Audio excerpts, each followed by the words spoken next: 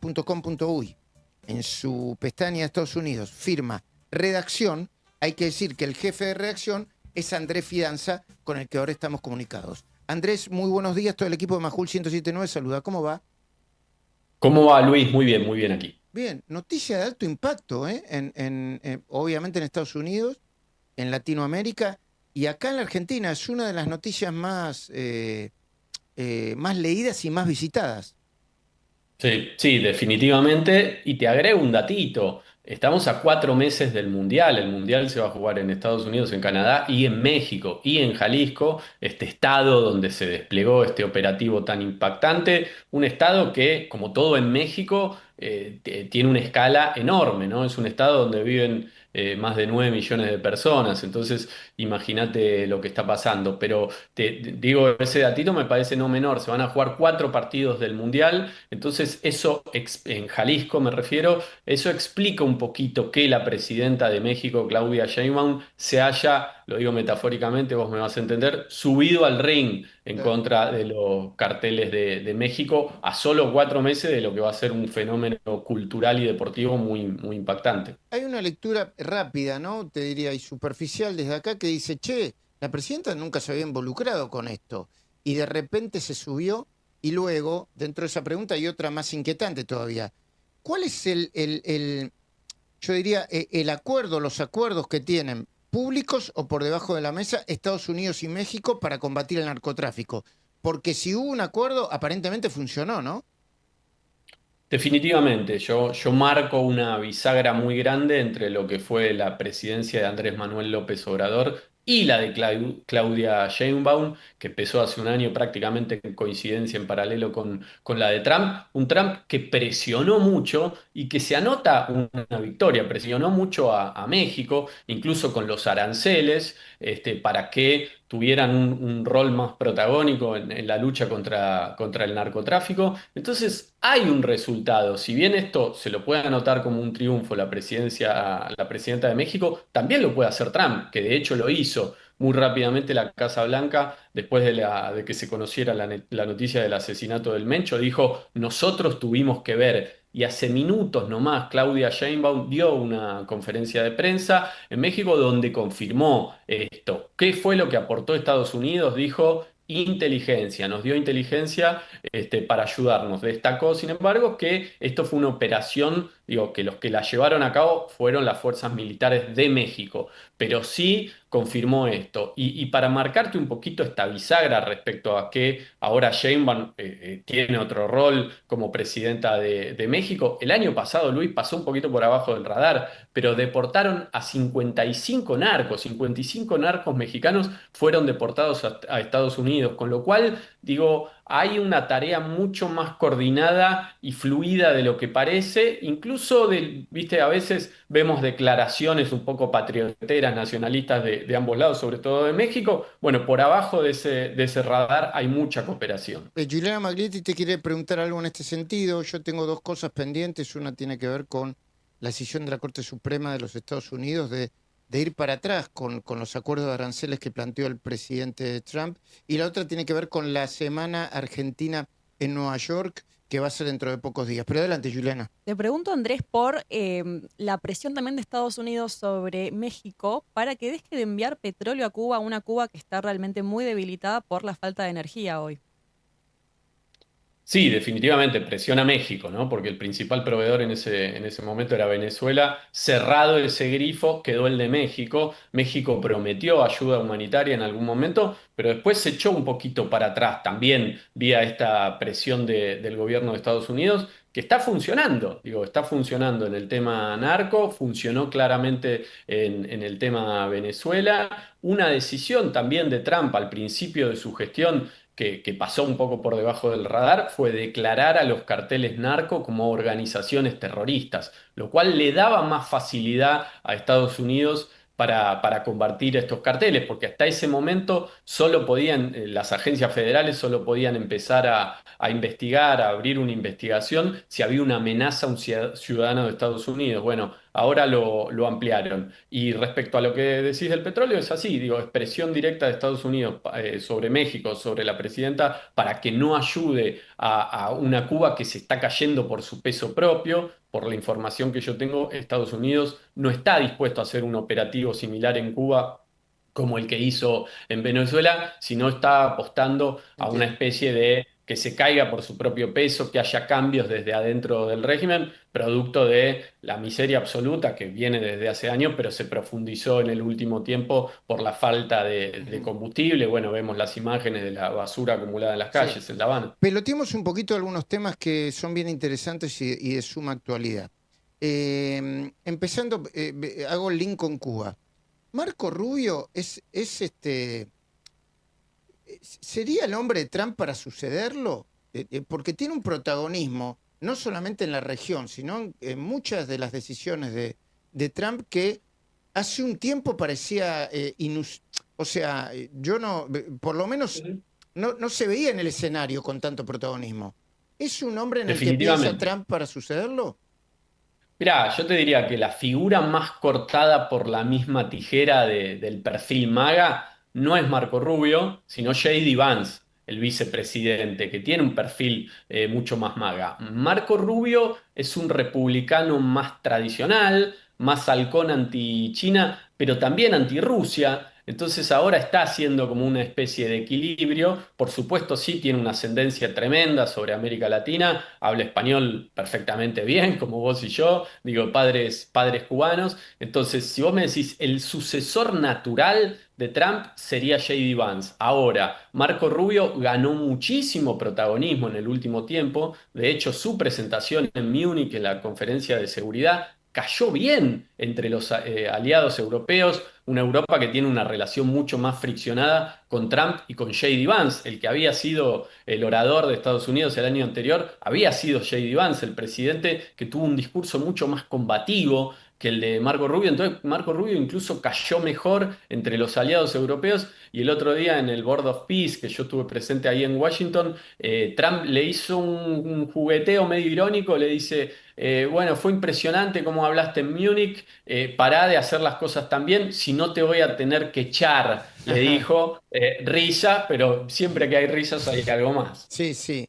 Y no, y además si llega a lograr lo que se propone Marco Rubio con Cuba, obviamente va a tener un impacto altísimo, ¿no? Porque si en el caso de que las actuales autoridades tengan que entregar el poder o que de repente se abra un proceso electoral en Cuba, Marco Rubio va a tener mucho que ver con eso, ¿no? Porque está trabajando fuerte. Ahora, eh, Definitivamente, y se le juega algo identitario ahí, sí, Luis, ¿no? claro, También, ¿eh? Él es claro, cubano-americano, claro, entonces claro. ya consiguió cambios en Venezuela, que Mm, digamos son paulatinos, lo que mm, sea, pero hay cambios al fin. Si se anota Cuba, veremos Irán, pero Irán ya no es mm, algo tan sí. identitario de Marco Rubio, Mm, pero bueno, digo, él es el canciller en definitiva, así que esos tres goles, sí. si anota esos tres, la Mm. verdad que va a ser un serio candidato. Decisión de la Corte Suprema de Justicia de los Estados Unidos. ¿Cómo impactan los acuerdos país-país? O sea, ¿cómo Mm. podría impactar en la Argentina si tenés esa lectura? Mirá, la verdad que deja por ahora en un limbo al acuerdo preferencial y muy beneficioso que había conseguido la Argentina. Sabés, digo, apenas asume Trump, le empieza a meter aranceles de piso de 10% a todos los países y mucho más a algunos otros. Bueno, va y viene, ¿no? Son negociaciones muy complejas. Después de muchas negociaciones empezadas por el canciller Wertheim en su momento, continuada por Kirchner, bueno, llega a un acuerdo de alrededor de 1.700 productos que iban a tener arancel cero, una negociación cruzada, ¿no? Digo, había productos que benefician a Estados Unidos y otros 1.700 que benefician a la Argentina. Se amplió el cupo de la exportación de carne, entonces era todo un logro. ¿Cómo queda ahora? Y bueno, veremos, porque la Corte Suprema dice, Trump, vos te excediste en los aranceles, entonces esa potestad vos no la tenés que pasar por el Congreso. Entonces, esa ventaja comparativa que había conseguido la Argentina para estos 1.700 productos y algunos más, por ejemplo, con Brasil, y bueno, ahora se retrotrae. Al mismo tiempo es un escenario muy dinámico porque inmediatamente después de que la Corte le da este desaire a Trump, el fin de semana dice, bueno, yo subo igual los Sí, aranceles sí. al 15%, pero eso es por 5 meses, porque lo hace por otra vía, Sí. puenteando a una ley y necesitaría el aval del Congreso después de estos 150 días, que yo te digo, es prácticamente Muy, imposible que lo muy, consiga. sí, muy complejo. Por, Esperemos por- un segundo, Andrés. Hay una información precisamente vinculada con el tema de los aranceles y las negociaciones que apareció en el boletín oficial argentino con respecto a los aranceles para el acero, ¿no? El acero es, ¿no? Para Sí. el Para el aluminio. aluminio, perdón, Sí. para el aluminio de Aluar, precisamente, dale. Sí, lo que el gobierno hizo fue eliminar una medida antidumping que regía desde el 2020 y aplicaba un arancel del 20% a las importaciones chinas de hojas de aluminio.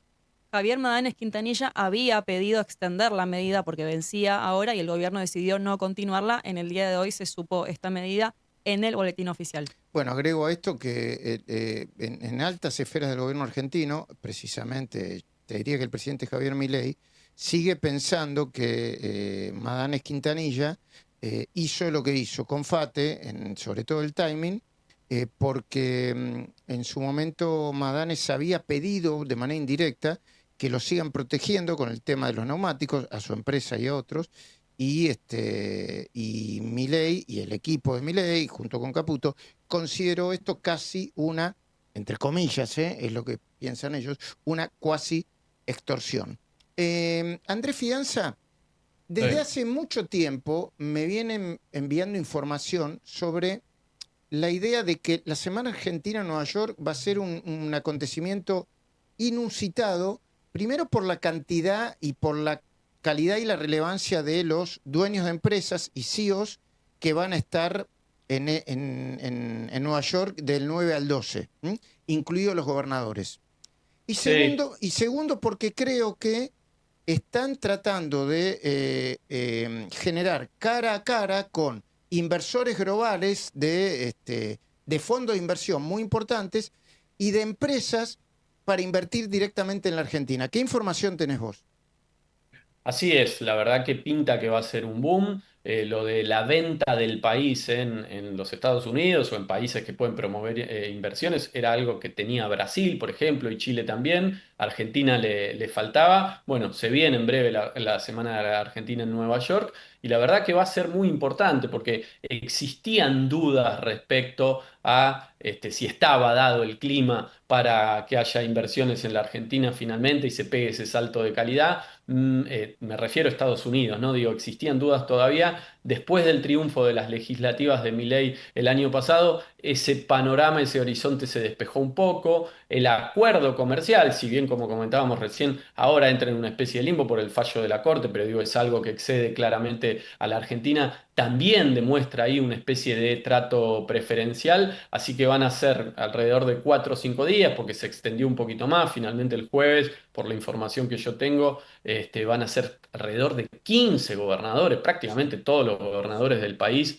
divididos por áreas, NOA, centro y sur, vendiendo cada uno a su provincia. Ahí vos tenés una particularidad en la Argentina, es que vía la reforma constitucional, cada gobernador Gobernador, es sí. un mini presidente, Sí, entonces sí. tiene mucha importancia que estén los gobernadores presentes ahí. Bueno, sí, la verdad que va a ser muy importante, va a estar Milei presente, se va a hacer en sedes rotativas, en el JP Morgan y en el BOFA, el Bank of America, dos de los bancos más importantes de los Estados Unidos, va a haber funcionarios de los Estados Unidos y empresarios top de la Argentina, así que sumamente importante en un par de semanas nomás. Ahí Bueno, estaremos. esperemos, Andrés, sí, que lo puedas cubrir, entiendo que sí, y vamos a hacer todo lo Sí, sí. posible desde acá para ver si podemos entrevistar a gobernadores.